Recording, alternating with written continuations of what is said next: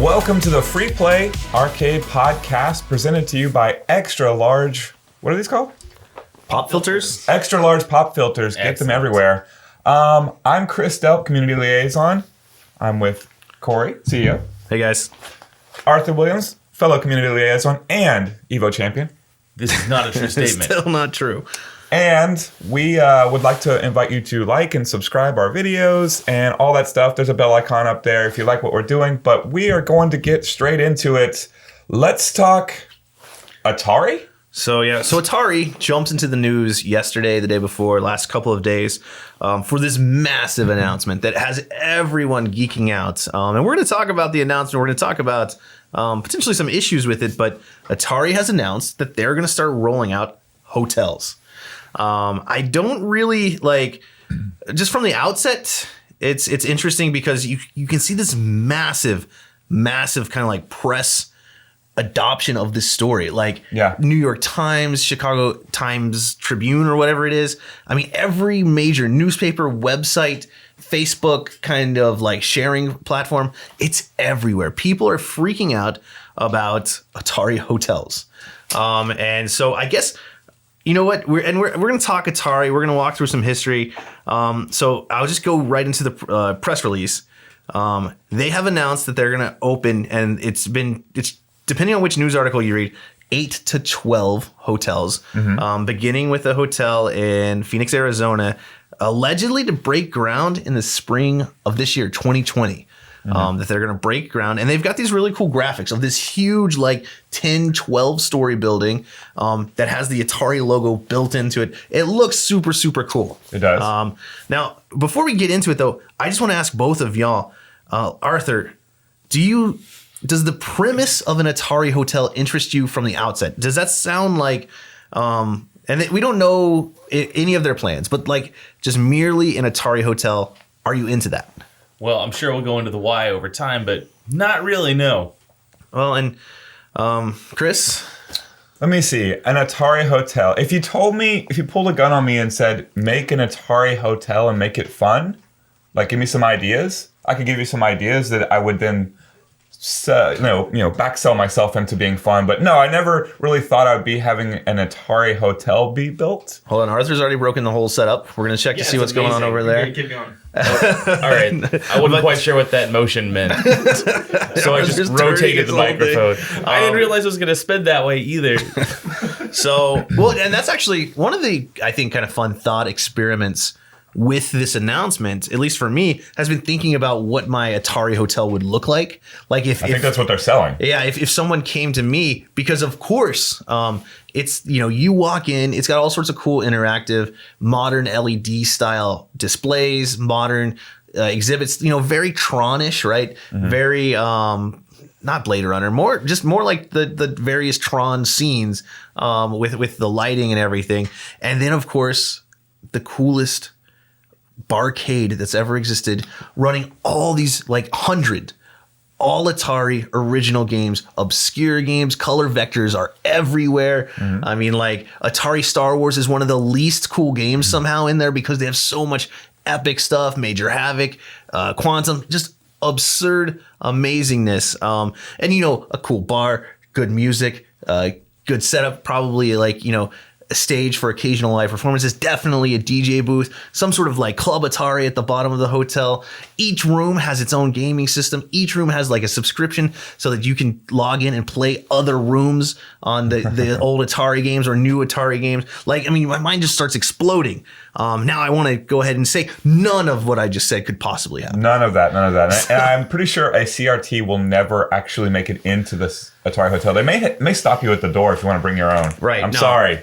Those aren't welcome here. Well, and gosh, a vector CRT. The truth is, they're going to say, what is that? Because the people who own Atari, the people who are building these hotels, which is also not Atari, has never seen anything like a nice color vector CRT. So, let's go ahead and let's step back. No, let's not step back. Let's talk right now about what Atari is. Right now. So, and that's kind of, I think a lot of people out there, especially not what it was. Right. What it is. Well, and I think a lot of people out there read this article in the newspaper and they think about that old Atari, the powerhouse of gaming. About 2 or 3 different eras of Atari even. Right. Well, I mean, yeah. I mean, because Atari was the absolute dominant player in the 80s, but they made some good contributions in the 90s still. Lots of interesting stuff. And then, of course, faded away, but so did most of the arcade stuff. And that's okay. Atari, of course, has become very, very small. Atari is they don't make any products anymore. Well, it's died. Right. Entirely. Repeatedly. Multiple times. Numerous times. Yeah. They've gone through the entire bankruptcy process. And what's really amazing is if you look through their history, you'll see all sorts of really big numbers, which is them normally acquiring other stuff. And then you'll see some very small numbers that come later, which is them having to sell themselves off for nothing. Yeah. Because they've blown hundreds of millions of dollars. Yeah, Atari is literally a name you can buy, although it has been bought and is now going to be strapped on hotels. So yeah, right now, Atari, basically they have like 2 or 3 main focuses, maybe 4. The primary, above all, is licensing their name on anyone who'll give them a buck. They license the Atari name for use on gambling machines, TV shows, terrible arcade one-up type stuff. Arcade one-ups. Just awful licensed, officially licensed. But that's because the license isn't. They're not doing anything to protect their own license. Right, why would they? They had nothing to do with the creation of it. They probably haven't played it. Well, the current license holders. They bought the Atari license a few years back for like $11 million, including games. Not all of their games, but a lot of them. A lot of their old games. Not anything that really came out of the 90s in their different partnerships and everything. So what you're telling me is an NFL player could have bought it on his rookie contract. Right, exactly. $11 million, you could own the original logo, many of the games. And I think that was actually probably a good deal for whoever bought it. But that's what gets to it, right? Now all they have to do is somehow realize that value of $11 million versus what it was probably worth, which is more like $100 million. So they're willing to do any cheesy thing to make a buck because why not? They're just milking the very last amounts of prestige or interest that this type of brand still has. Do you feel like they can milk out the last of it? Because I think we'll forget every 2 years that Atari isn't the Atari that we remember. And then they just milk it again. Well, I mean, I don't know. Like, I feel like at this point it's getting really, really soiled. And that's why, like, when the Atari Hotels announcement came out, well, let me step back. So they do their licensing. They also have that console that's allegedly going to exist. The VCS.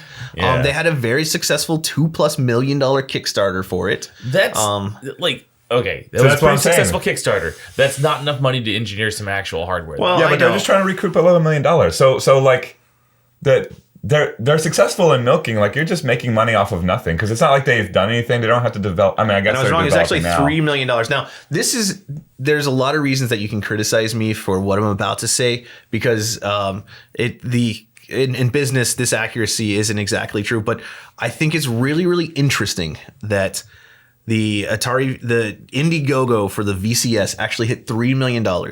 I went and looked up their cash on hand statement because they're technically a public company in Europe.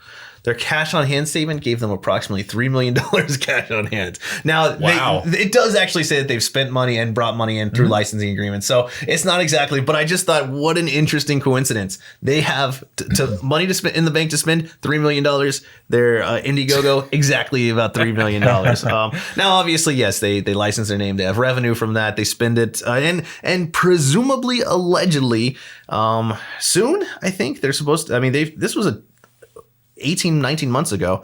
But allegedly they're going to release this console. I don't have any real hopes for it. Like one, it's like you definitely don't need a modern console to play the bad Atari stuff, like the 2600 kind of junk stuff.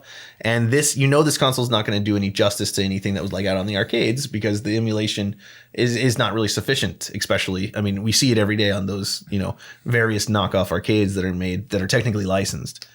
Making a console in 2020 is also very, very hard. I guess you can use the name for fundraising, but like I don't have hopes for actually making any kind of quality. I liked the idea when I thought it was like $100. Like I thought you were going to get a nice video player, nice streaming device, like a Roku style streaming device that also included some like odes to the old Atari gaming stuff and might include some prepackaged games, which this does come with prepackaged games. But I'm trying to pull up the website. Wasn't it like $200+ during the Kickstarter? Does anyone know? I don't. All right, I'll keep double checking. Definitely hard passed when I heard about the Kickstarter. Likewise. So I didn't. So Atari has licensing. They have this VCS, which I don't really know. I have no real mental place to put that because I won't believe it until I see it. Wasn't that the same with the Jaguar as well? Do you remember the history of the Jaguar? I want to say it was vaporware for a long time. Well, originally it was going to be the Panther was going to be a 32-bit system, and then they decided, let's go 64 and just skip the previous one and go for the successor that we were already planning. And it was a giant mess with like 6 processors. Right. And it was like $600 or something. No, it was pretty cheap. It was $250. Wait. Yeah. Hold on. But I think that a more interesting comparison with this new system would be the Ouya that came out a few years ago. Right. But that was only like $120. Yes. So I just looked it up. Kickstarted $8.5 million. So almost triple the amount that this new Atari system kickstarted. Prepare yourself. The VCS bundle, $389. Oh, well, I'm sold. It comes with 2 controllers. Oh, my gosh. Wow. So I assume it was cheaper on Kickstarter, but that's how much they're selling it for now. That's PS4 Plus pricing, right? Mm-hmm. Yes. That's nuts. Okay, so. But will it be made? I don't even know. With that much fundraising, I don't think that they're going to risk and given their name, I think there's a good chance that they're going to release kind of like the Ouya is what it was called. The Ouya? Ouya. Okay. That's why I always called it. Not entirely sure how it's pronounced. It was released, and that was pretty much it. They were like, it was released, it hit with a thud, but they had already made their money. I think Atari's just gonna, none of this is gonna be like hardcore custom fabricated hardware. It's going to be someone that they went and they had just, build us something that'll work. Because we all know that you can make a decent little emulation box or a decent little emulation system for about $100 that can play up to 2001 pretty well. So then you can market it as functioning better than an arcade 1-up. Right. Well, and the Raspberry Pi right now, the $40 version or whatever can output to 4K natively. There's a lot of really, really good. They could have just put a Raspberry Pi in this and it'd probably be more powerful. I don't know that for sure. I haven't seen any of the specs or anything, but I don't know what's up with the VCS. So we had their licensing where they just give their name out to all sorts of crazy nonsense. Mm-hmm. Then we have the VCS, which we don't know yet. And then we have... you're right, though. It was $250. I could have swore the Jaguar was more. But anyways, then you have the lawsuits where they sue people who might use their names or any of their intellectual property. They actually have a law firm that they've contracted with where the law firm paid up front for the rights to sue people. Wow. So they're licensing their own lawsuits. Yeah. So I don't know the exact details, but I was reading about it. They got do they go out for bids in annual contracts, NFL contracts and stuff? Well, it's interesting. I've never heard of bargaining this agreement exact of suing structure. people for nonsense involving Atari that you didn't create. Well, and they've never. I don't know. I've never heard of this exact structure because when I was a lawyer, getting into arcades, one of the things that I kind of fantasized about was acquiring or the rights to some IP that was found on the 16-in-1s or the 19-in-1s to try to shut down, to take it a hardcore effort to get that totally unlicensed, really bad emulation off the market. I dreamt about it. I never did anything, and I don't think I ever actually would. But yeah, so these lawyers they gave Atari $900,000 up front as an advance against future earnings. And so now all the attorneys have this huge incentive to go out there and just find people to sue, regardless of the use or how it is. So now I will say I haven't really heard of Atari being very aggressive on their IP. So maybe this law firm hasn't really done much yet. I don't know. Whereas Bandai Namco will aggressively go after anyone who touches any of their IPs. But of course, Bandai Namco's a real company too. Yeah, they're still producing Pac-Man titles, and yeah. So $389 for that VCS bundle. So yeah, I think those are the main kind of aspects of Atari in the modern world. The licensing the VCS and suing people. And then, of course, we come to this Atari Hotels thing, which I think just falls under category 1. Atari, as I was saying, they have $3 million. And $3 million is a lot of money, but not in hotel development. Right, yeah. How many hotel buildings can you build for $3 million? I mean, 0.01? Yeah, you can't buy the motel down the street that costs $60 a night for that kind of money. Like, this is a very, very hard market, very expensive market. And I guess it might be best to just kind of talk about what the hotel market is like, because y'all know I'm kind of like a entertainment business, like hospitality nerd, right? Stuff, yeah. So I like to. So this is how the hotel business normally works if you're at like a Hilton or something. So in all likelihood, that Hilton is some sort of franchised, like Marriott by Hilton or something. And it's not actually owned by Hilton, but there's a license agreement, a franchise model, right? And on each room booking, there'll be some payments going back to Hilton for, like, using their name, all the marketing that Hilton does. Because most of these, like, you don't know the owner of the Marriott by Hilton just down the street. You don't know who that owner is. It's not the bellhop at the front door. You're just going to sign me in. You're going to associate it with Hilton. You're going to go onto Hilton's website, book that hotel.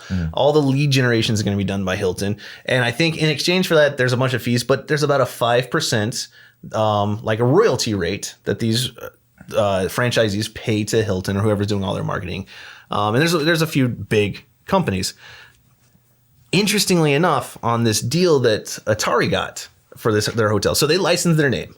Atari has nothing to do with building hotels, and that's what we were talking about earlier. They have no funds to do it. Because I don't want to be in the and Atari 8 hotels were built with $3 million. Right. Well, and Atari has a small office in Paris, and allegedly some sort of like something in New York, but I don't know about that. I think it might just be like a common desk type, like where a co-op type address. But they have very few employees, which they don't have very much revenue, so they don't need a lot of employees. They're just licensing and suing and stuff. So they signed this agreement that this design company in Arizona, which might explain why Phoenix is the first Atari hotel that's going to be built. They signed this agreement, and it gives Atari 5% of all the revenue these hotels ever earn. Top line. So no deductions from it, 5%. And I will tell you that this is a better deal than Hilton gets on their franchises. Hilton, who will give you all the back end support, that might be an equivalent or about the same rate, but I think it's actually slightly better than, for example, Hilton. So that kind of brings me into the case why these hotels are never going to be built. I don't think. It would be shocking. So Atari, they don't have any money. They sold. They merely signed an agreement with a design firm. A design firm is working with a couple other people to try to now fundraise for these hotels. More Kickstarters? Well, what's really interesting is in the press release, they say due to various things such as funding not being secure or something, something similar to that, it's impossible to predict when or if these hotels are going to happen. So that would lead me to believe, given Atari doesn't have the money, they just signed a license agreement, 5%. The design firm, I'm not aware of very many design firms that can go into massive multi-story hotel development without a ton of fundraising. And so they've mentioned a partner or two that they're bringing in that's like the producer of the Teenage Mutant Ninja Turtles movie series, the new one. One of the producers, I guess, has signed on to help them fundraise. And then they have a builder for the Phoenix project that they hope to contract with, like a big, long thing. But there's no evidence that there's enough money to build. So in Arlington, Texas, they just built a nice hotel, and they're actually about to build another nice hotel. These are $500 million hotels. Right. And where land is relatively cheap. Right. It's in Arlington, Texas. Although Arizona. Yeah, I mean, Phoenix, you have to assume. But what's really interesting to me is the hotel photos that they put up on the press release and sent out to the press. This looks like a high-end hotel build. I mean, they're not playing around. I mean, this could be a 200-room, 150-room hotel. And it's certainly not going to be cheap. That artist rendering is. Right, the artist rendering looks beautiful. Have you seen the artist renderings for the World Cup 2022 in Qatar stadiums? I have not. They are literally the most luxurious looking buildings in the history of humanity. So you're saying it's easy to design things, it's harder to build things? We will see in about, a year and a half what those actually look like. But spoiler alert, not like that. Right. And and I guess we're gonna see if they're just it's possible they're gonna buy like out of business hotels and try to like do a facade. We don't know what their business plan is. But yeah, so Atari, no money. These designers and the developers, I don't know. I feel like the most Atari thing that could happen right now is they break ground before getting the money, and then it finishes without ever having the money. So there's just a hole in the ground with some concrete, maybe some girders. They say we've delivered, and that's it. Well, what I thought was really That funny is the most Atari thing, is to try it and fail, as opposed to just take everybody's money, not try, and then sell the logo again. Definitely spend the money, and in the end, somehow the current Atari Corporation has to sell it because they're somehow liable and need to get rid of the name. So someone else can buy Atari for their own nefarious purposes. Well, I thought it was really funny because, they're talking about like 8 to 12 high-end gaming hotels that they're going to build. And I went to their website, and one of the very first things that pops up is their merch coming soon. And I don't know why. That's a successful thing. Well, yeah, obviously Atari merch sells fine, and you can go buy Atari merch right now, officially licensed. But Atari hotels, they launch with a merch website that they're building, which maybe they're going to try to sell merch to build these $100 million hotels. Like, where is this going to come from? I don't know. And I don't really buy into. I know Atari hotels are going to blow up, and we're going to laugh about this in 3 years. If only we could remember that this was an actual thing. Right. But for these hotel merch T-shirts, right?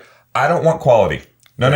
It's not going to last. I do want a relic in 7 years that I can wear out, and everybody's like, what's that? Well, I saw that. I have a request. Get Stephen Glass to design your T-shirts. And his website abilities that I saw in Shattered Glass. Right. If you don't know, he was he was a reporter who famously made up stories and was had a movie dramatized about him with Anakin Skywalker, Hayden Christensen playing him. No, it was a pretty good movie, actually. Yeah, I enjoyed it. That's why I know about the story, basically. But yeah, his actual website design left something to be desired. And I would love to see his take on his very cheap Photoshop take on the shirts. I'll buy one of those, and I'll see you in 7 years when we all laugh about this. Well, what I thought was, I mean, if the Atari Hotels launches their merch store, I'm telling you, those could be collector's items. That, I think, could be some value. Like, I'm going to buy an Atari Hotels shirt. Because, like, you could think about this. Bad. If they announced it. Well, yeah, and that's the thing. I would actually just be so happy if somehow they pulled off something really good here. It just doesn't seem likely. Because, well, and that was something we were talking about earlier, and we were going through. Atari's never actually been, like its corporate history is pretty bad. Like, if you look through their, like, I don't know if very many people on this face of the earth have really made much money from Atari. Like, I mean, because Nolan Bushnell sells it early to Time Warner or whatever it was at the time, Warner Media, and he didn't invest in showbiz. Right. But he sells for like $30 million, and then Warner spends like the next few years investing heavily in Atari as their next big thing, racking up losses allegedly of more than $500 million. Wow. And then the arcade crash happens, the video game crash happens, everything's terrible. And then I'll look it up, but Atari sold again for like $40 million. And then the new owner invests heavily in trying to resurrect the Atari brand, loses hundreds of millions of dollars, sells it again for a fraction of what they paid. Like, it's this rinse and repeat where people will buy Atari high, despite Atari maybe not making all that much money at the time, and invest heavily, lose their shirt, sell it, do the rinse, repeat. Atari is never, at the onset of Atari, it wasn't associated with talented people, but it had talented people behind it. They didn't credit them. Activision was created to give those creators credit. They moved on. Third-party stuff started happening. The end of Atari, and having all that talent, now it's a brand that has all this loyalty from bygone eras, but it never, every time it gets sold, it does not come with the talent. And that's the thing. There's no talent to actually do this. We're not selling that, or we're selling it. We're not providing it. So, well, and yeah, we've previously did a nice video on the Bally Cinti cabinet that Nolan Bushnell had a heavy involvement, and I don't want to be like mean to Nolan Bushnell at all, but like looking through his career is really interesting to me because he keeps having these great ideas and he seems to get out at an okay time and do okay.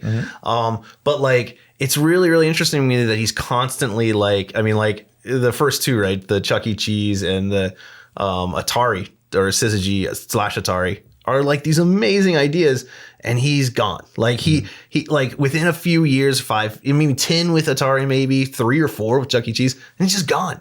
And I wonder kind of like, I don't know if Bushnell is like a great leader or anything. I've never, worked with him or anything, but I wonder how different Atari could be if it had like really good, strong leadership in the 80s when they were the big, like, that's what's crazy to me looking back. Atari, they were the biggest name in arcades and video games in the world. And they're operating out of California. They've got all the talent possible that they could possibly need, doing crazy cool stuff, color vector, everything. That hasn't been the case since, by the way. Well, it's been Japan. Well, and Sony, Nintendo, all that. Microsoft has made inroads with the Xbox, but that's always a loss. Right. Well, what's really interesting to me is how Atari, they did a lot of really, really great things, but because they've been so weak for decades now, like you can tell how much weaker their IP is. Like, just think about comparing, like Atari was selling as many games as like Pac-Man. They were doing all these crazy things, but Pac-Man is a global icon brand, and Atari has nothing like that. Atari has a lot of really cool games. They made a lot of really cool things that could have become like these iconic brands, but nothing ever crossed over because, I mean, they were dying. They were spending $500 million in losses in the mid 80s. That's a ton of money we're talking about. So I just pulled up just to help everyone who's watching this understand. Atari hasn't really made any new games in a long time. They do occasionally license out, but their current let's see. Their current big hits is something called Ninja Golf. Huh. It was based on a 7800 game. No, it's coming soon. That one's still coming soon. But it's just a license they gave to a studio for shared profit. They're not they don't make any games anymore. You're right.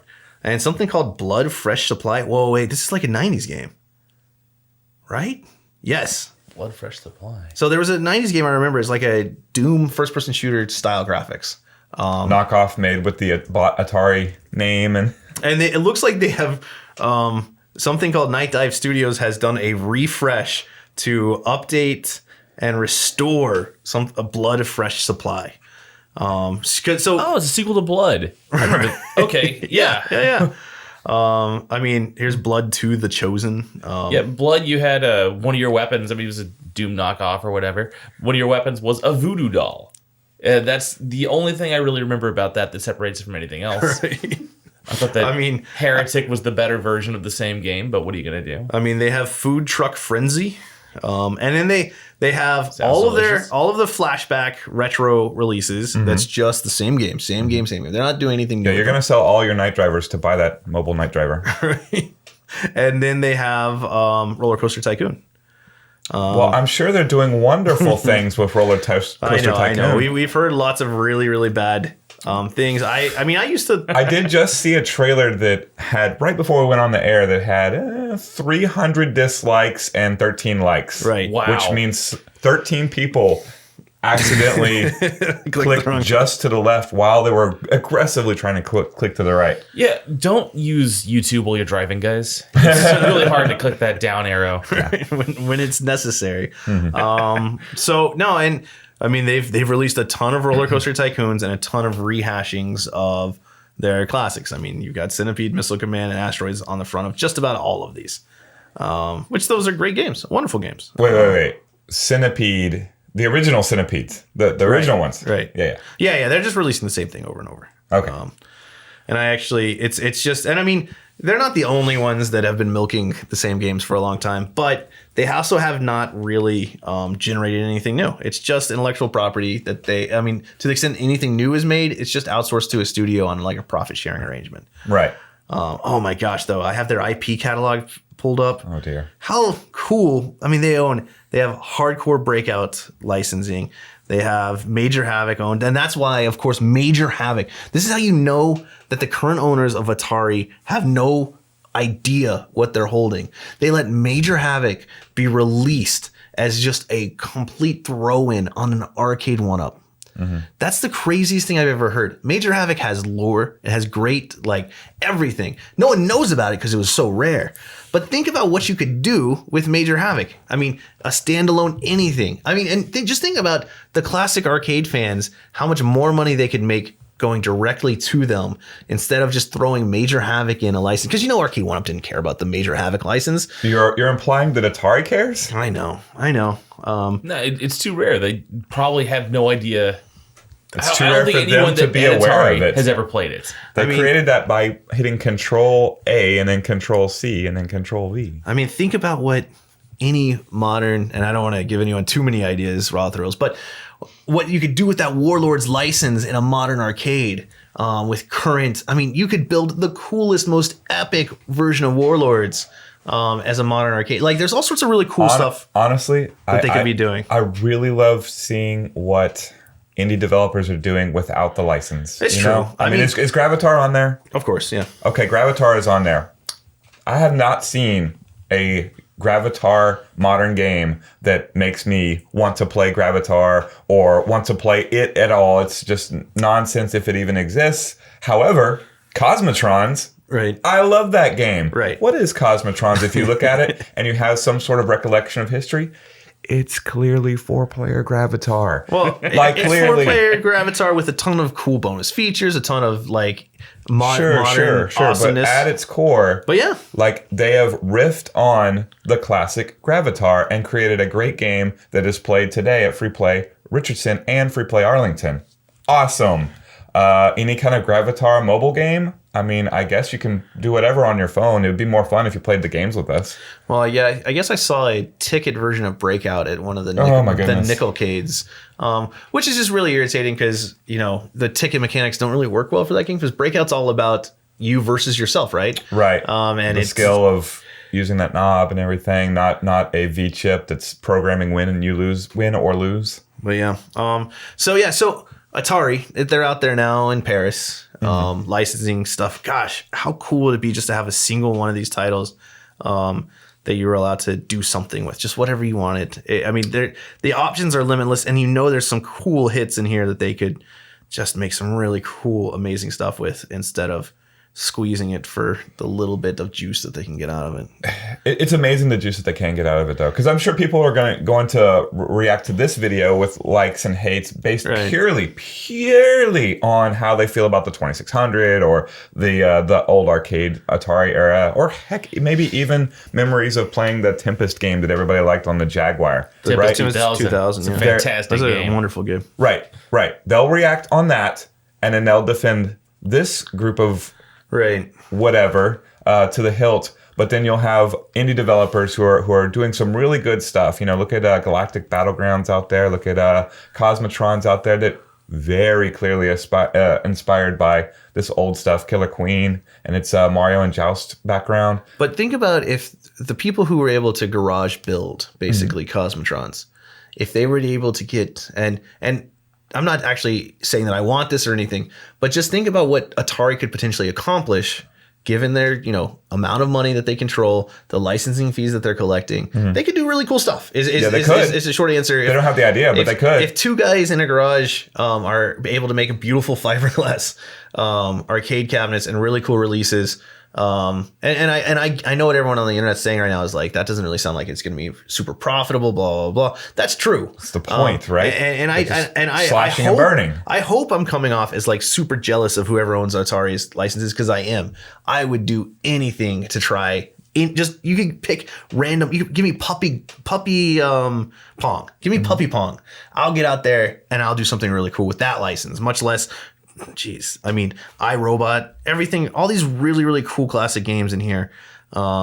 Jeez, it's tough for me. It's tough. I mean, just the original Atari tank. There's been so many variations on the tank game that you don't need the license. But could you imagine walking into and I'm not. This is not again a recommendation, but walking into a Dave & Buster's and playing a huge, cool, modern version of Atari tank with like 4 pods all facing each other, where you got in there and you went in there till a true Tron style battleground. The battle pod technology that Namco has. It is possible. Into tank. It is possible. You just have to pay this company, which will have nothing to do with it, which will you're hold right. you back a little a mint. Maybe I need to just send them a message and be like, all right, I want some license. Well, you want to know what a good possible version of that is? It's Unis making Atari Pong. Right. I enjoy that game quite a bit. It's played all the time. Well, and that was, there have been some special things that have come out of Atari throwing their license to anyone who is that version of Atari Pong Unis is great. made the major investment in the name, I guess, and did something with it.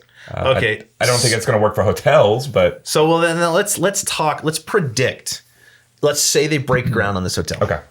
Let's say they do whatever their internal vision is. Let's try to predict what their vision is. May I? Yeah, go. Okay. So recently announced, but just a little bit before this, was the I believe it's not Disney, but the Six Flags group, the Universal group. Universal, I believe it is, has Nintendo World. They're incorporating Nintendo to all their theme parks and all their whatnot. I saw that news story very recently. So whatever they come up with, block copied and put onto a spreadsheet. That. Well, but they're not doing amusement parks. This is this is going to be a real hotel with rooms that you sleep in, and that's it. That's the extent. And that's still my answer. They'll be block copying whatever Nintendo theme related announcements come out of Universal Studios. I've read repeatedly that this is supposed to be an esports hotel, and I don't see why that is a thing. Well, that's another name to get investment money. Needs to be. Well, because somehow people have found ways to lose billions of dollars in esports, and when you have big money being thrown around like that, they're like, if they call it esports, they know fundraise, because that's a fundraising name is what they're using there. They don't have the funds to build all of their hotels yet. The only way they're going to get it is to convince. They're going to show people that esports. It gets investments of hundreds of millions of dollars. Right. And we've had whole podcasts where we're like, what is going on? Right, we can play investment bingo. Right. Why is, I get some of it, but it's clearly overblown because. Where's the Atari Hotel Battle Royale? Right. Well, but what do we think? Do you think they're going to try to put arenas at the bottom of these hotels? If it's an esports hotel, they got to be banking on some kind of level of competition inside of it. Are they going to have a gaming center downstairs? Is it going to be like a barcade? Here's what I know. They can't run like a real barcade, not just us, but lots of other places, because if you're trying to expand 8 to 12 hotels, you're not going to be able to acquire the games in the condition and quality fast enough and train up a whole technical staff to support it. Now, you could potentially talk to someone that runs them, like One Up or Free Play, and try to get some sort of help. But I don't think anyone that is into it would really be persuaded. And again, guys, I don't think this is actually getting built. So this is all just us talking our conjecture on what would happen if they actually broke ground, if they actually built a whatever. Maybe they get away with a $50 million build. And it's like I don't even know, a roadside style motel. I don't know. I really don't know.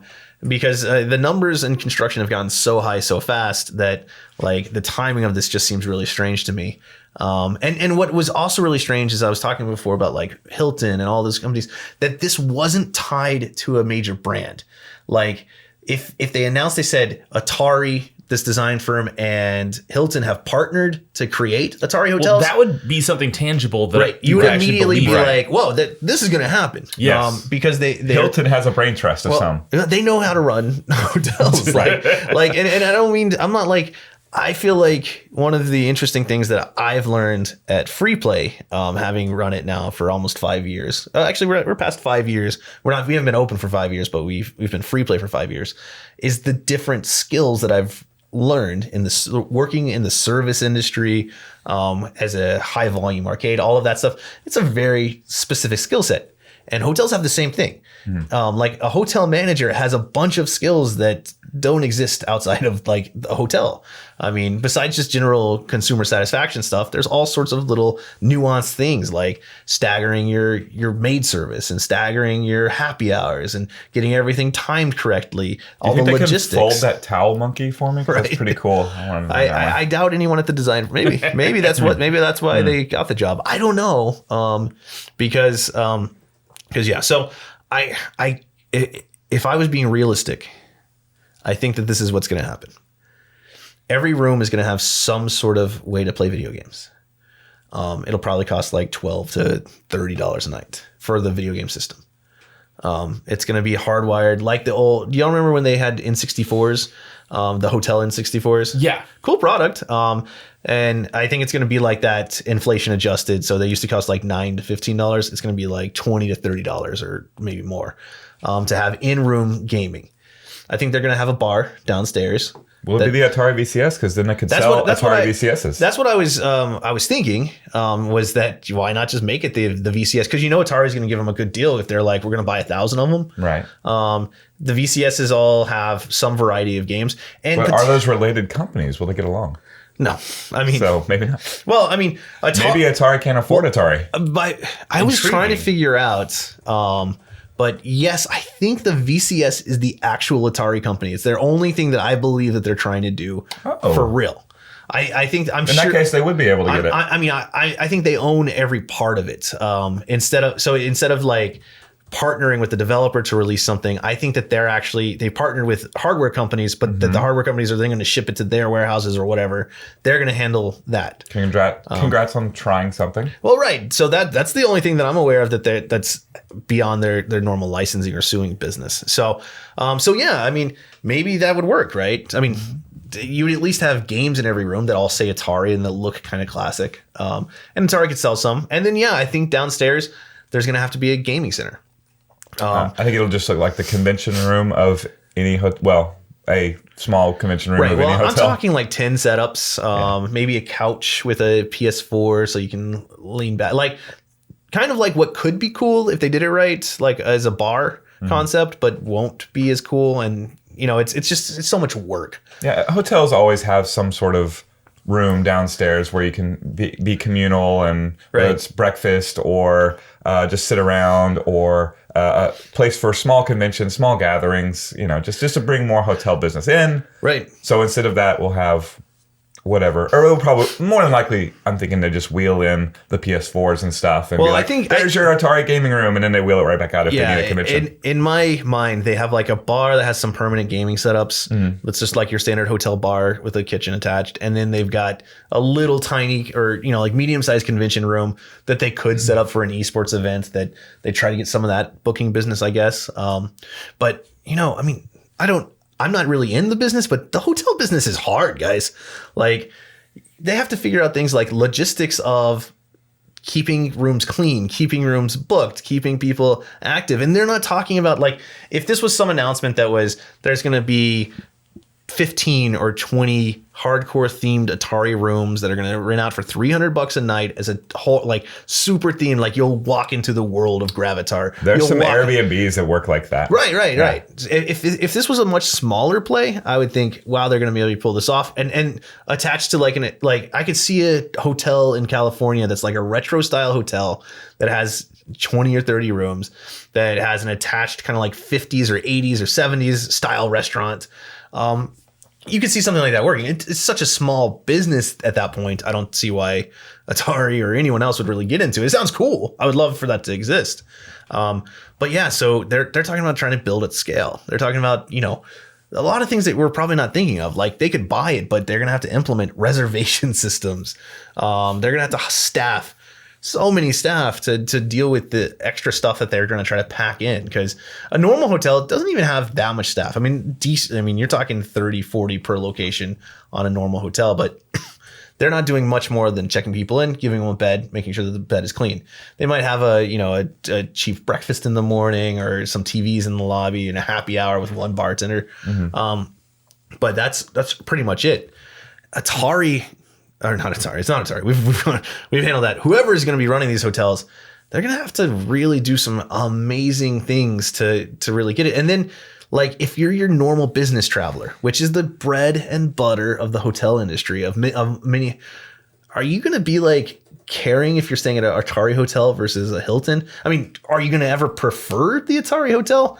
It would have to bring some amenities and some value add that I don't really see happening. And I guess you could say that it's going to be like a family thing, but to me, reading their press release, it doesn't sound like they're trying to open up an Embassy Suites with video games. It sounds like they're going to be cool, hip, Atari. Like that seems to be what their angle is. So really, how big is that market? I have some serious doubts about a lot of this, obviously. And I think I'm just mostly because I'm super disappointed because I love the conceptually, like in my head, if I was building this, I could see how it'd be really, really cool. I don't even know if my perfect model could possibly be profitable. Well, I'm not in the hotel business. I don't know. Let me ask you, Corey. Let's say that these hotels do pretty well, and the Phoenix one opens and is profitable, whatever. The Austin one is opening. They're building it. Would you try to put in free play Austin in the Atari hotel? Well, yeah. So if it turned out that they somehow have delivered a superior product, right? Like, because we've had plenty of hotels pitch me before. Most of the time they're like, we've got like 2,200 square feet down here. You want to put like an arcade? And I'm like, I try to explain to them it's a whole big experience. We need more square foot. We've got our own bar. We've kind of built our own bar. So I've had this pitch, but if any business came to me and they're like, we figured something else out that we don't think anyone else did, and they were in the gaming industry and the hospitality industry, instantly. I would be like, let's figure out how to get as many color vector games in this place as possible. Well, as a reference, I have that Rollercoaster Tycoon bad trailer to wait for you to watch, and then you can decide on your business venture there. Well, that's the thing. Maybe it's a good thing Atari's not involved here, given their other choices. I mean, because one of the things that no one talks about, like a huge chunk of their revenue is coming from like gambling and weird social gaming, which is, like licensing for microtransaction type gambling games that aren't technically gambling because no one wins or something. I don't fully understand the concept. It sounds even worse than gambling. What an amazing turn that it took in the last decade, where you could legalize slot machines as long as they never paid out money. Right. Oh, and you could get people hooked. You can get skins or right. All loot. All of the one-armed bandit part without any of the payout. Awesome. Yeah. It's and we're marketing it towards children. And yeah, well, and I think it's really funny because we're here in Texas, and where gambling is illegal. Like, you can't go to a casino in Texas. Except right next to Free Play Richardson. Well, except for all the illegal ones that happen to exist, where people just put gambling machines in there and the cops don't do enough to stop them or anything, which it just makes it unregulated, more dangerous, worse in every way, unreported income, all sorts of like issues with that. And if we're watching on YouTube and you're like, what is Corey's point here? It's to legalize gambling in Texas. That's the whole point of this podcast. I'm glad we got there. Do illegal gambling machines come off like their factories smelling like cigarette smoke? Right. I don't know. Maybe that might be like it might cost a little bit extra. That might be like a benefit. They must always get the deluxe model then. Yeah. I've always smelled them that way. They're awful and they're yellow, but they used to be a little bit. The plastics used to be white and then they turn yellow. So Atari opening hotels, not really. The press loved this so much though. Like millions and millions of people already know about it. It was on NPR, and like I love NPR. It's one of my favorite. It's the radio station I listen to in my car, and I was like, come on, NPR, you got to have more. Like, no one is sitting there asking the hard question that's like, wait, how is this going to happen? Because it's not. It's just not. Like, I hope I'm wrong. It would be really, really cool to have a good video game hotel. And I've heard, I don't know if y'all have read about any of them. I've heard that there are other video game hotels. Are y'all aware of any of these? I'm only aware of like the Airbnbs I catch on occasion that have a fully themed like Turtles room or something like that. Well, and I stayed at the famous 90s Airbnb that's here in Dallas. Right. That one. And they had, like an NES in one room and an SNES in another and VHS players and stuff like that. And that was it was fun. I thought it was really neat, but I'm told. Obviously, it's one individual's passion. They're doing something cool and sharing it. Yeah. And apparently, Sorry, I searched video game hotel and everything is just talking about this new Atari. How cool is it going to be? Yeah, I just did the exact same. Apparently, there might be a couple in Japan that are There's really like one in Amsterdam, like hostel style. That's a video game hotel and themed rooms at different places. This is the Curtis, a DoubleTree by Hilton hotel that has a video game room, but it's literally just Mario pillows and Pac-Man energy drinks. I see no video games anywhere. That sounds. Wait, they have a Donkey Kong in the corner. Someone tell Is that Billy. an arcade one-up? I feel like gamers should be offended by this, but they have these shelves, and one of them is a whole shelf full of Funyuns. One of them is a whole shelf full of NOS energy drink, and then the next shelf is a whole shelf of Mountain Dew. This is like a high-end hotel, and they were like, "What do these gamers want?" And they Mountain Dew, Funyuns, and Mountain Dew. I actually like Funyuns, but I haven't had them in a long time. I need to get back to my gaming roots. Right. With the Funyuns. All right, so Atari, long storied past. A company, I mean, I think the real thing is we... Mini storied past. Right, and we love a lot of their IP. And what, you know what? I'm going to try to do some bonus features on this podcast. If you're looking for more Atari hotel stuff, ignore this. But what was Atari? What were the Atari 90s arcade games? I know that they had Legends. Yeah. Favorite of mine, San Francisco Rush. Yeah, so they had a lot of cool stuff in the 90s. And I always think about it because Well, I believe they got acquired or in some way by Midway because Midway was Yes. working with them. Yeah. So Primal Rage was Atari, wasn't yes, I believe it was. you're right. Yeah. it? Wow, that game's awful. Hey, calm down. It sure looks cool, and it sure plays not cool. You know what? I was playing a little bit over at Free Play Fort Worth. Could you do a special move? Yeah. All right. Well, it's because it's just the way they have it set up is backwards, right? Where you hold You the press buttons. and hold the button, Yeah. do the move like of the button. It took me a second to fully understand what was going on, and then I was teleporting and shooting spit fireballs type things. Right. I don't know. I think it's kind of enjoyable single player because the AI is not exactly like the AI is just all over the place. So it's kind of fun to mess around, but I can see why as a competitive. Well, yeah, an Area 51 site 4. Yep. Had that name on it, so yeah. It had a nice little renaissance there under and again that's Midway partnering up with them or buying them. I can't remember. And that's their talent. It's really about the talent. It's about the talent. It always will be. Like Well, yeah, I'm trying to figure a out. good director. Like if they were to bring back Orion Pictures and sort of bring your memory to any of those Orion Pictures from the 80s, right? Because Orion's a long defunct Hollywood studio.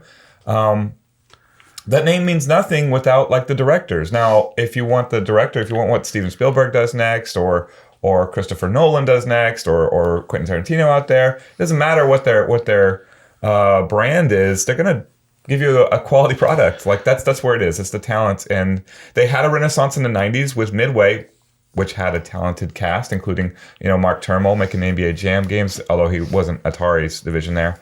But I mean, they had talented people there working. And they got good products. They were totally different than the old Golden Age Atari. Right. Well, and what's really interesting is, and I meant to get more into like the weird corporate history, but yeah, so in the mid 80s, Atari gets split into like 5 different things as Warner is scrambling. One of them called Atari Games. That was the actual arcade manufacturer, not necessarily consoles or anything, but the arcades. And they operate independently for a while until, Warner Communications merges with Time. Lots of other stuff happens. Budget cuts, blah, blah, blah. Everything is weird. The Tengen, Atari Games gets into Tengen, fighting with their own other Atari divisions or other Atari companies that were working on like the actual consoles for Atari. And then in 96, Bushnell comes back. He tries to buy Atari, but instead Atari agrees to get acquired by Williams, which was Midway and Bally and Williams. We're all the same thing at that point. So in April 1996, really cool part of arcade history, Atari, Williams, Bally, Midway, all the same company. Right. And it's only gonna last a couple of years. But right. But there is some leftover talent there doing at least earnest, interesting things that got released to market. Yeah, and basically what happens is 2003 or so, Midway files for bankruptcy and everything gets split back up. Yes. And that was a very dark day. Yeah, I mean, Stun Runner was on the Atari label. Vindicators. Lots of interesting stuff. 3D hockey was apparently. I mean, making me sad. good stuff. I didn't realize War Final Assault was Atari. Oh, it definitely is. Dang it. See, that was the thing. I knew there were all these really interesting 90s games because that's actually, it's kind of like embarrassing like a for me. hidden age of Right. of good arcade games. Well, and it's embarrassing for me to admit, but that's my first Atari kind. I mean, I had some tinge in NES games and stuff, but I didn't really know that was Atari. I learned about Atari going to the arcades and playing Area 51. Like Area 51 was one of my all-time favorite games. I played it yesterday. I had a ton of fun with it. Well, yeah, Area 51 was great, and that's actually where I learned about Atari. And then I looked around, and I remember I was at a putt-putt golfing games and looking around and seeing the Atari name on a couple like really cool games, and that's what. And in my head, it was all the same Atari, right? Like I was like, oh wait, these guys are that was like asteroids and stuff. That's Atari. Wow, this is like this storied company, but it just turns out they've been recycled many times and. Now perhaps we're left with the worst version of it. But Atari Hotel is breaking ground in like a month, apparently. Good luck to you. Good luck to them. And again, if Atari Hotel is a success, we'll be super happy. And to the extent I came off jealous of Atari, I am. I wish I owned Atari. That is true. Leave us a comment. Tell me how weird and dumb I am. And in the meantime, click subscribe. I'm dumber. Right. Who's dumber? Poll. We will. We'll be back next time with the Free Play Arcade podcast. See you guys later. Thanks, guys. Thanks for watching.